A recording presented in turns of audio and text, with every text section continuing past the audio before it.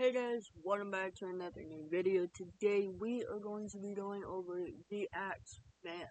Don't subscribe just yet. I will earn your subscription by the end of this video. And don't leave a like just yet. Watch the video all the way through. And then if you actually like the video by the end, make sure to leave a like. We are 2 subscribers away, the last time I checked, to hitting 100 subscribers. With that being said, let's dive right in. An unidentified American serial killer who had been active in New Orleans, Louisiana between May 1918 and October 1919.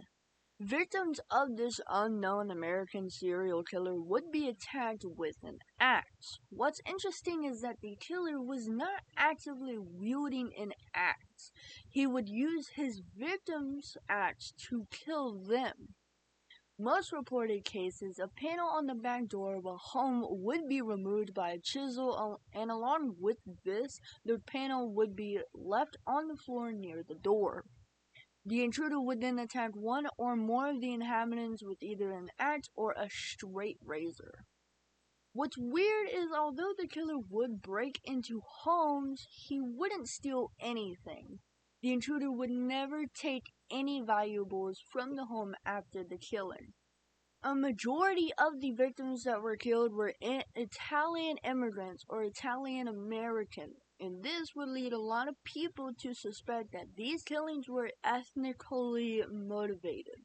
Many media outlets would sensationalize this aspect of the crimes. They would even suggest mafia involvement despite the lack of evidence.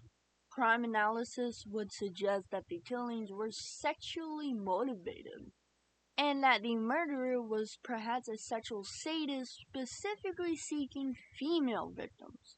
You're probably saying, that doesn't make sense, because the killer wasn't just killing females, so how could this be a sexual motivation?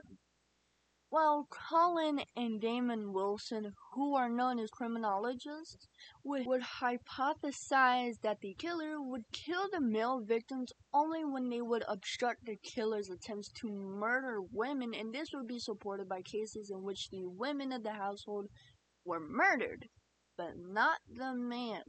A less plausible theory is that the Axeman committed the murders in an attempt to promote jazz music, suggested by written correspondence attributed to the killer in which stated that he would spare the lives of those who played jazz in their homes.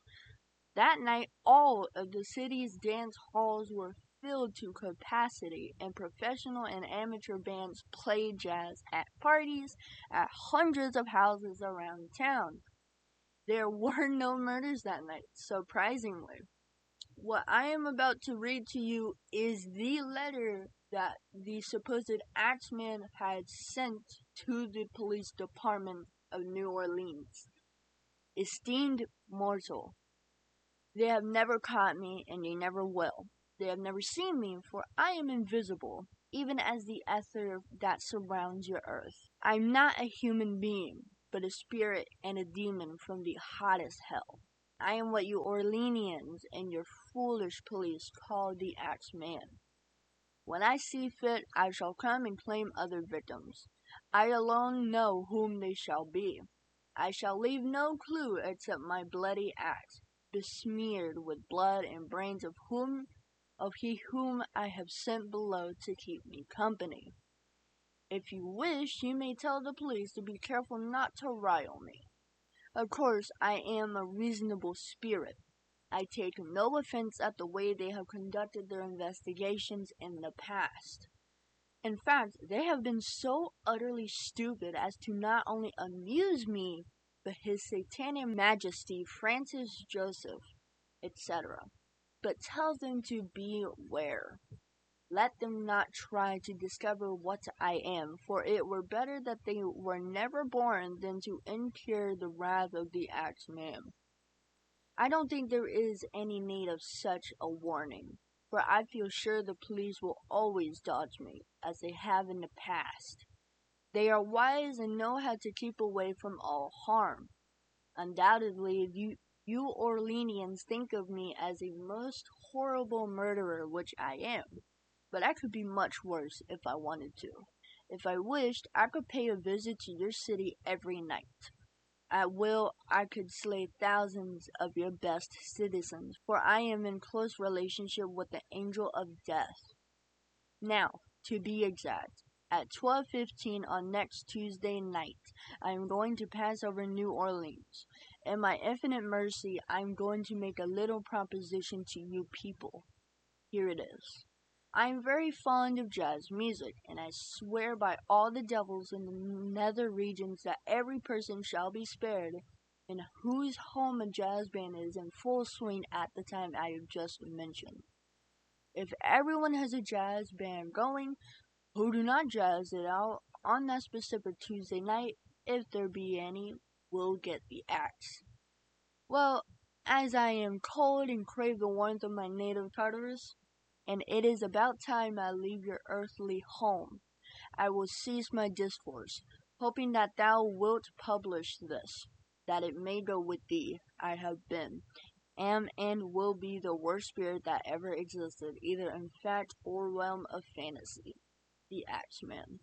Crime writer Colin Wilson speculates the Axeman could have been Joseph Monfrey, the man shot to death in Los Angeles in December of 1921 by the widow of Mike Pepitone, the Axeman's last known victim. Wilson's theory had been widely repeated in other true crime books and websites.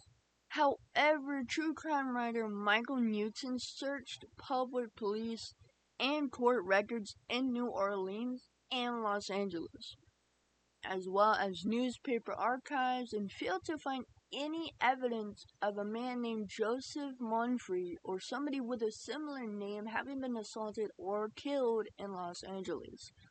Newton was also not able to find any information that Miss Pepitone was arrested, tried, or convicted for such a crime, or indeed had been in California.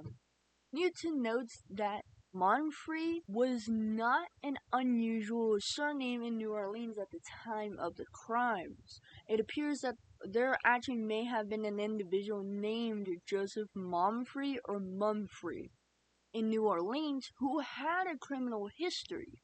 Local records for the period are not extensive enough to allow confirmation of this, or to positively identify the individual. Wilson's explanation is an urban legend, and there is no more evidence now on the identity of the killer than there was at the time of the crime. Two of the alleged early victims of the Axeman, an Italian couple named, I'm gonna get this wrong, Shamarbra, were shot by an intruder in their lower Ninth Ward home during the early morning hours of May 16, 1912. The man would survive, but not his wife. On May 23, 1918, Joseph Maggio, an Italian grocer, and his wife Catherine were attacked while sleeping inside their apartment on the corner of Upper Line and Magnolia Street. The killer broke into their residence and cut the couple's throats with a straight razor.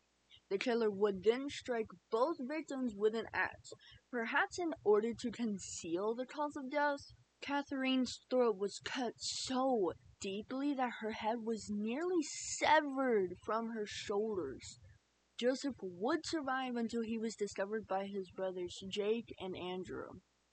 Police found the bloody clothes of the murderer in the apartment, as he had obviously changed into a clean set of clothes before fleeing the scene.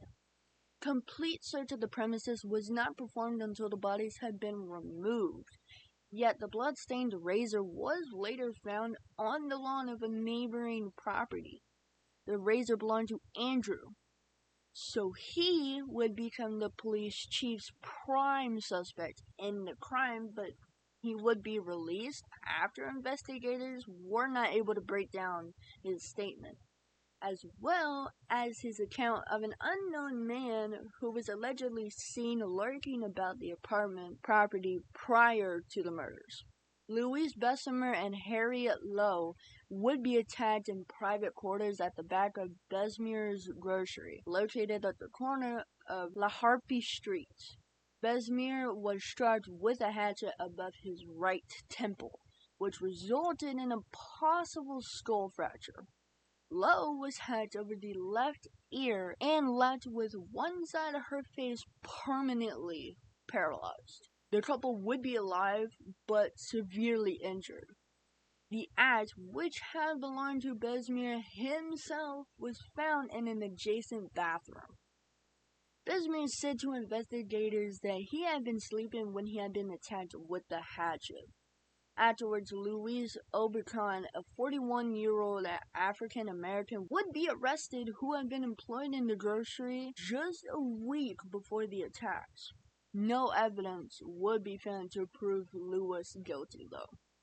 Police would arrest him nonetheless, stating that he had offered conflicting accounts of his whereabouts on the morning of the attack.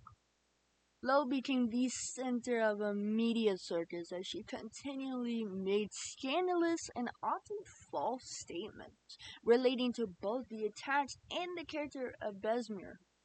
Besmir would be arrested 2 more times, but the second time Besmir would be charged with murder and would serve 9 months in prison before being acquitted on May 1st, 1919 after a 10-minute jury deliberation. Anna Schneider, who was 8 months pregnant, awoke to find a dark figure standing over her and was bashed in the face repeatedly. Her scalp would be slit open and her face covered in blood. Anna claims she remembers nothing from the attack but gave birth to a healthy baby girl just 2 days later. The windows and doors of the couple's apartment appeared to have not been forced open, and authorities came to the conclusion that the woman was most likely attacked with a lamp that had been on a nearby table. James Gleason, who police said was an ex-convict, was arrested shortly after Anna was found. He would later be released due to the lack of evidence. Lead investigators began to publicly speculate that the attack was related to the previous Besmir and Maggio incidents. Joseph Romano would be discovered by his nieces and would see that Joseph had taken a serious blow to his head, resulting in 2 open cuts. Joseph was able to walk to get help, but would pass 2 days later due to severe head trauma. Authorities found a bloody axe in the backyard and discovered that a panel on the back door had been chiseled away. The murder created a state of extreme chaos in New Orleans, with residents living in constant fear of an Axeman attack. Police revealed a slew of reports in which they found axes in their backyards. John D'Antonio, a then-retired Italian detective, made public statements in which he hypothesized that the man who had committed the recent murders was the same who killed several individuals in 1911. John described the potential killer as an individual of dual personalities who killed without a motive. John stated that this type of individual could very likely have been a normal law-abiding citizen who was often overcome by an overwhelming desire to kill. The Corte-Miguel family would be attacked in the residence on the corner of Jefferson Avenue and 2nd Street in Gretna, Louisiana, a New Orleans suburb. Orlando Giordano would discover that the family had been attacked by the Axeman. Charles and Rosie had both suffered skull fractures from blows caused by an axe, which are the parents, which would be discovered on the back porch. Mary, which was the infant daughter, would be killed in her mother's arms from a blow to the back of the neck. Nothing would be stolen, but authorities would see that the panel on the back door had been chiseled away. Rosie, the wife, claimed that Giordano and his 18-year-old son Frank were responsible for the attacks. Giordano, a 69-year-old man, was in too poor of health to have done so. Frank, more than 6 feet tall and weighing over 200 pounds, would have been too large to have fit through the panel on the back door. Though Charles denied his wife's claims, the police would arrest the Giordanos and charge them with murder. The men would later be found guilty. Frank would be sentenced to hang and his father to life in prison. Charles divorced his wife after the trial.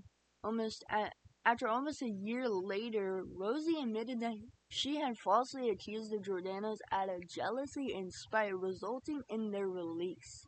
Steve Bulka was attacked in his sleep by an axe-wielding intruder. Bulka awoke during the night to find a dark figure looming over his bed, just like Anna Schneider. After Bulka regained consciousness, Bulka would run into the street to investigate the intrusion and also learn that his head had been cracked open. A panel from the back door of the house had also been chiseled away. Bulka would recover from the injuries he had sustained, but also, like Anna Schneider, he wouldn't remember any of the details from it. Sarah Lumen would be attacked in her apartment. Neighbors would come check on the woman and break into the house when no one answered. They would discover Sarah lying unconscious on her bed, suffering from a severe head injury and missing several of her teeth. The intruder had entered the apartment through an open window and attacked Sarah with a blunt object. A bloody axe would be found on the front lawn of the building. Again, Sarah would recover from her injuries and also couldn't recall any details from the attack. And finally, to the last alleged victim of the Axeman, it would be Mike Pepitone, and he would be struck in the head and was covered in his blood. His wife would find him and an unknown axe-wielding man fleeing the scene. Blood covered the majority of the room. Mike would be the last alleged Axeman attack. Pepitone's wife, the mother of 6 children, was unable to describe any characteristics of the killer other than large. The Pepitone murder was the last of the alleged Axeman attacks. And that is going to do it for this video, so I hope you guys enjoyed the Axeman. So, if I earned your subscription, make sure to subscribe. We are 2 subscribers away, like I said at the beginning of the video. If you liked this video and you want to see more just like this, make sure to leave a like. Comment any other suggestions of who I should talk about next or what I should talk about next. Thank you guys so much for watching this video, and I will catch you guys in my next video.